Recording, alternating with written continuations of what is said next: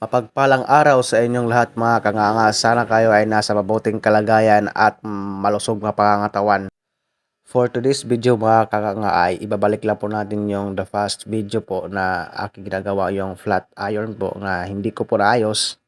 Gawa nga po nga wala po tayong thermostat po. Pero ngayon po susubukan po natin nga ayusin po. At lunch break naman po at tapos na po kong kumain. So sulitin po natin ang ating break po. So yun ang mga kaangan. Mayroon po akong nakita ng isang video na pwede palang ma-repair ang thermostat mga kaanga. Iwan ko lang kung legit ba yun pero ating susubukan kung talaga ba ang gagana ulit tong thermostat kaanga. Huwag po tayo mag-expect kaanga 100% po yung nakita kong video na maayos po natin to kaanga.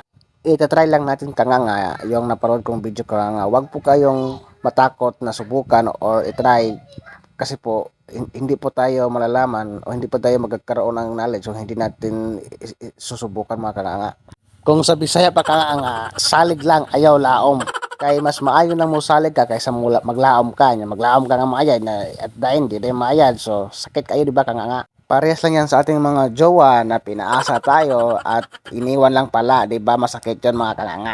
So balik tayo nga sa ating topic nga. Kung mayroon po kayong flat iron or ibang appliances na nasira na or hindi nyo pa napatingnan sa isang technician, huwag nyo munang itatapon nga kasi sayang lang nga. Ako na nagsasabi nga huwag nyo munang itatapon. Subukan nyo munang ipaayos sa isang technician at baka po maayos pa. Kaysa bibili kayo ng bago at saka mahal lang ngayon mga appliances nga tulad ng flat iron nga mahal lang ngayon. Hindi tulad dati na yung presyo ng flat iron is nasa 250 pa or 200 pa Ngayon nagre-range sa 500 to 600 Pero kayo pa rin ang may hawak ng inyong mga decision kung may marami kayong pera, so pwede kayong bumili ng bago at saka yung luma nyo, wag nyo pong itapon, ibigay nyo po sa akin at akin po yung gawa ng paraan para maayos ulit. So dyan banda ay akin na pong nabuksan yung pinakailalim ng ating flat iron. So nakita ko na po yung ating thermostat, so sinubukan ko na yung linisin gamit lang isang liha, yung liha yung tawag nilang varnish.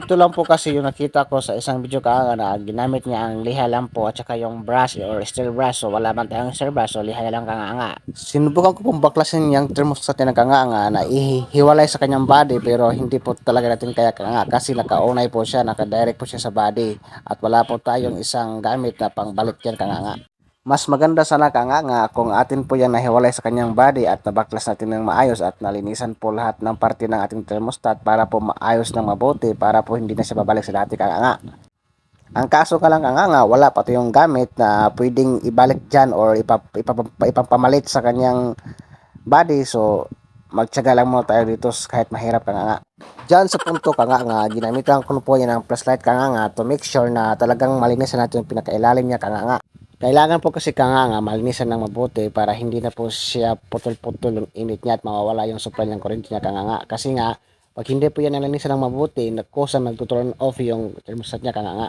So dyan banda ginamitan ko na po yung W40 pantanggal kalawang to make sure na tuloy-tuloy na po ang kanyang init at hindi na po magtuturn off kusa ang kanyang thermostat Sa punto man dyan ay atin na pong pupunasan ang W40 na atin inilagay at hintayin po natin na matuyo yon para po iwas po tayo sa short circuit Ang naka-disadvantage lang kasi yung W40 na ating nilagay ay matagal matuyo kasi oily yun So kailangan mo talagang hintayin na matuyo bago mo siya ibalik sa dati kasi magkukos po yan ng short circuit.